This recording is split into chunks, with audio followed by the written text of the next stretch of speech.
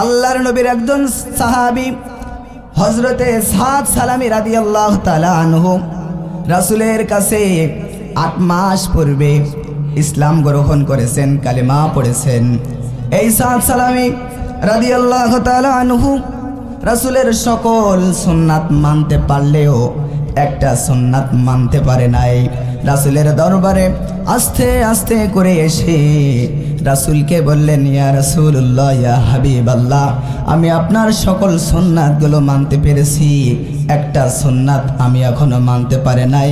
আমার ভয় হয় কাল কিয়ামতের দিন এই সুন্নাতের বিনিময়ে আল্লাহর আসামি আমি হয়ে যাই কিনা।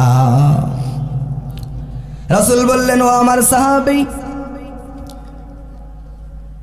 সেই সুন্নাতের নাম কি? রাসূল আকরাম সাল্লাল্লাহু আলাইহি ওয়াসাল্লাম বললেন, ও আমার সাহাবী, সেই সুন্নাতটা কি? হযরতে সাদ সালামী রাদিয়াল্লাহু তাআলা আনহু বললেন, আমি আপনার সকল সুন্নাতগুলো মানতে পেরেছি, কিন্তু বিবাহ করা একটা সুন্নাত আমি সাদ সালামী এমন কোনো মদিনার ভিতরে কোনো অলি নাই, গলি নাই, সেই গলিতে আমার ঘুরতে বাকি আছে, কিন্তু মদিনার কোনো মানুষের কোনো সন্তানের সাথে আমাকে বিবাহ দিতে চাই না। রাসূল বললেন, ও আমার সাহাবী, তোমার কান্নার প্রয়োজন নাই, কষ্ট নেওয়ার প্রয়োজন নাই। এই মদিনার ভিতরে সবচেয়ে যে ব্যক্তি ধনী, তার একটা মেয়ে আছে অনেক সুন্দরী। আমি রাসূল তোমার কাছে কথা দিচ্ছি, আমি রাসূল তোমার কাছে ওয়াদাবদ্ধ করতেছি, তুমি কান্না করো না।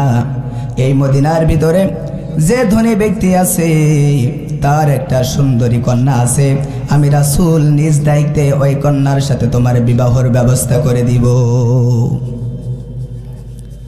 হযরত সাদ সালামী রাদিয়াল্লাহু তাআলা আনহুর সাথে যখন রাসূল এমন কথা দিয়ে দিলেন, রাসূলের একজন সাহাবী বললেন, ইয়া রাসূলুল্লাহ, ইয়া হাবিবাল্লাহ, তাহলে আপনি বলেন আমি প্রস্তাব নিয়ে ওয়াহাব জুহরির বাড়িতে যাই আর তাকে আমি জানিয়ে দিয়ে আসি।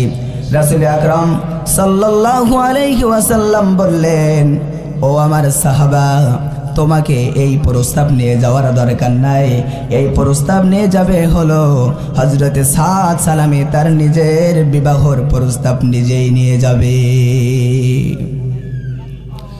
হযরতে সাদ সালামী রাদিয়াল্লাহু তাআলা আনহু যখন রাসূলের কাছ থেকে অনুমতি পাইলেন, মদিনার ভিতরে ওয়াহাব জুহরির বাড়িতে একটা চিঠি নিয়ে চলে গেলেন। একটা চিঠি নিয়ে যাওয়ার পর ওয়াহাব জুহরির সাথে যখন কথা বলতেছেন, বিশ্বনবী আপনার বাড়িতে আমাকে প্রস্তাব দেওয়ার জন্য পাঠিয়েছেন।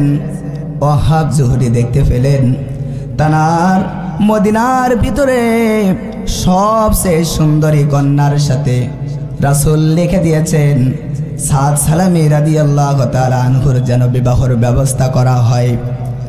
কিন্তু ওয়াহাব জুহরি তিনি ভাবলেন, মদিনার মধ্যে আমি সবচেয়ে ধনী মানুষ, আবার মদিনার মধ্যে সবচেয়ে সৌন্দর্য হলো আমার কন্যা, আমার কন্যার জন্য সবচেয়ে একটা পারফেক্ট ছেলে যদি হয়, তার সাথে আমার কন্যা সন্তানের বিবাহের ব্যবস্থা করে দিব।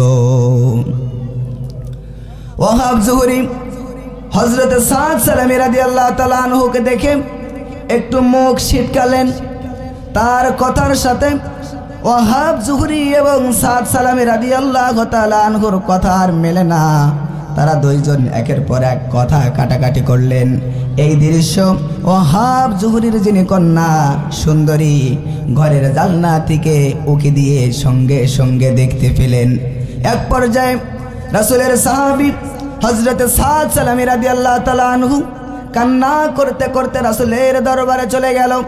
ওয়াহাব জুহরি যখন সাদের বিদায় দিয়ে যখন ঘরের ভিতরে প্রবেশ করলেন, এমন সময় ওয়াহাব জুহরির কন্যা বললেন, বাবা তুমি ঘরের ভিতরে এখন আর প্রবেশ করো না। যে ব্যক্তি আপনার বাড়ি মেহমান হয়ে আসলো, যে ব্যক্তি আপনার বাড়ি মেহমান হয়ে আসলো, ওই ব্যক্তির সাথে আপনি খারাপ ব্যবহার করলেন কেন? আমার জানতে বড় ইচ্ছা হয়। ওয়াহাব জুহরি তখন বলে, মা মদিনার ভিতরে সবচেয়ে সৌন্দর্য নারী তুমি, তোমার জন্য আমি মনে মনে খুঁজতেছিলাম সুন্দর একটা ছেলে, কিন্তু এমন একটা ছেলে আমার বাড়িতে এসেছে, দেখতে একটু খাটো আবার চেহারার মধ্যে বসন্তর দাগ। এমন ছেলে আমি মনে করি তোমার জন্য পারফেক্ট হবে না। ওহাব জুহুরির কন্যা তিনি বাবাকে বললেন, বাবা তোমার বাড়িতে যে ব্যক্তি মেহমান করে সাদ সালামি রাদিয়াল্লাহু তাআলা আনহুকে পাঠালেন, বাবা তুমি কি জানো? ওহাব জুহরি বললেন, মা আমি জানছি, কিন্তু আমি এখনো পর্যন্ত তোমার জন্য ভালো ছেলে তালাশ করতেছি। ওহাব জুহরির কন্যা তিনি বাবাকে বললেন, বাবা যে ব্যক্তি যাকে মেহমান করে তোমার বাড়িতে পাঠিয়েছেন এই ব্যক্তি যেমন তেমন ব্যক্তি না, তার 63 বছর জিন্দেগিতে একটা মিথ্যার কিন্তু রেকর্ড নাই। যে ব্যক্তি চয়েস করে, যে ব্যক্তি ভালোবেসে, যে ব্যক্তি আমার জন্য পছন্দ করে আপনার বাড়িতে সাদ সালামি রাদিয়াল্লাহু তাআলা আনহুকে পাঠালেন, বাবা আমি তোমার কন্যা হতে পারি, আমি তোমার সন্তান হতে পারি বাবা, কিন্তু যে রাসূল 63 বছর জিন্দেগিতে একটা মিথ্যার রেকর্ড নাই, যে রাসূল পছন্দ করে আমার ওই সাদ সালামিকে আমার জন্য পছন্দ করেছেন, বাবা আমি তোমার কথা সব কথা মানলেও এই বিবাহর প্রস্তাব আমি তোমার কথা না মেনে আমি রাসূলের কথাই আমি সাদের আমার স্বামী হিসাবে গ্রহণ করে নিলাম। যখন তারা দুইজন বিবাহ করে নিল, বিবাহর দিন মোহর ছিল 600 দিরহাম। সাদ সালামি রাদিয়াল্লাহু তাআলা আনহু এমন গরিব ছিলেন, তার যে 600 দিরহাম এক জায়গায় করবে সেই সামর্থ্য তার ছিল না। হযরত সাদ সালামি রাদিয়াল্লাহু তাআলা আনহু যখন শ্বশুর বাড়িতে যাবেন, রাসূল আকরাম সাল্লাল্লাহু আলাইহি ওয়াসাল্লাম অনেকগুলো সাহাবাদেরকে বললেন, ও আমার সাহাবারা, এই সাদ সালামি রাদিয়াল্লাহু তাআলা আনহু গরিব একজন সাহাবী, নতুন বিবাহ করেছে, 600 দিরহাম তার জন্য এক জায়গায় করা কষ্টকর হয়ে যাচ্ছে, তোমরা যে যা পারো এই সাদ সালামি রাদিয়াল্লাহু তাআলা আনহুর তোমরা সাহায্য এবং সহযোগিতা করো। হযরত আবু বকর, হযরত ওমর, হযরত ওসমান, হযরত আলী রাদিয়াল্লাহু তাআলা আনহু অনেক সাহাবারা এই হযরতে সাদ সালামি রাদিয়াল্লাহু তাআলা আনহুর দেন মোহরের কাজে সাহায্য এবং সহযোগিতা করল। 600 দিরহাম হয়েও অতিরিক্ত কিছু হয়ে গেল। রাসূল তখন সাদ সালামি রাদিয়াল্লাহু তাআলা আনহুকে বললেন, ও সাদ তুমি এখন যাও, তোমার স্ত্রীর সাথে তুমি দেখা করে এসো, সাক্ষাৎ করে এসো। হযরতে সাদ সালামি রাদিয়াল্লাহু তাআলা আনহু সকল অর্থগুলো নিয়ে যখন শ্বশুর বাড়ি যাওয়ার জন্য রওনা দিলেন, এক পর্যায়ে মদিনার একটা গলিতে গিয়ে যখন প্রবেশ করলেন, প্রবেশ করার পর হযরত সাদ সালামি রাদিয়াল্লাহু তাআলা আনহু যখন মার্কেটের ভিতরে ঢুকলেন, একের পর এক জিনিস চয়েস করতে আরম্ভ করে দিলেন। একবার শাড়ি দেখে, একবার অন্য অন্য জিনিসপত্র দেখতে থাকে। কিছুক্ষণ পর মদিনার বাজার থেকে কে যেন বলছে, ও মুসলমানেরা, তোমরা যে নবীর জন্য জীবন দিতে প্রস্তুত রয়েছো, তোমরা যে নবীর জন্য এত কিছু করছো, সেই মুহাম্মদ দেখো কাফেরদের কাছে এখনই মার খাচ্ছে, সুতরাং তোমরা বাড়িতে বসে না থেকে, তোমরা বাড়িতে আর ঘরে বসে না থেকে, সুতরাং তোমরা সকলে জিহাদের ময়দানে চলে যাও। ইসলাম রক্ষা করার জন্য যারা বুকের তাজা রক্ত জমিনে ঢেলে দিয়েছেন, ইসলাম আমরা এমনে এমনে পাই নাই, সাহাবাদের রক্তের বিনিময়ে, শহীদদের রক্তের স্রোতে ইসলাম আমাদের কাছে এসেছে। এই ইসলাম নিয়ে যদি কোনো ব্যক্তি আজে বাজে মন্তব্য করে, উল্টা পাল্টা কথা বলে, মুসলমানের গায়ে এক ফোঁটা রক্ত থাকতে মুসলমান ওই সমস্ত কাফের বেদিনকে আর সুযোগ দেবে না। কথা বলেন ঠিক কিনা? বাংলার জমিনে কিছু নাস্তিকের আবির্ভাব হয়েছে।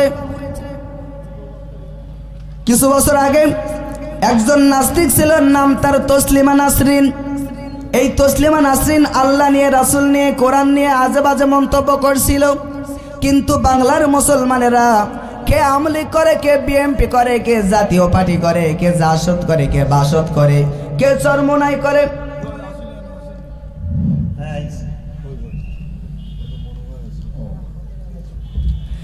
কে কি করে।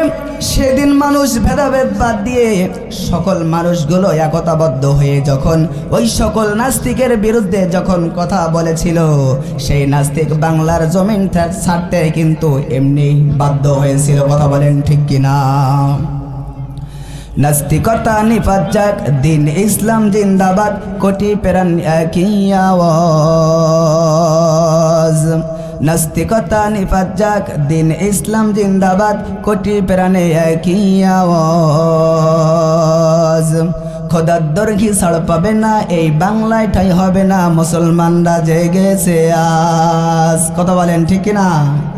নাস্তিকতা নিপাত যাক, দিন ইসলাম জিন্দাবাদ, কোটি প্রাণে একই আওয়াজ।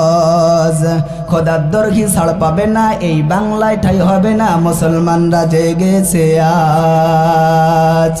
জোর কদমে সামনে চলো, বজ্রকণ্ঠে আওয়াজ তোলো, সকলে মিলে একই তালে দাও না স্লোগান, নারায়ে তাকবীর। বলেন নারায়ে তাকবীর।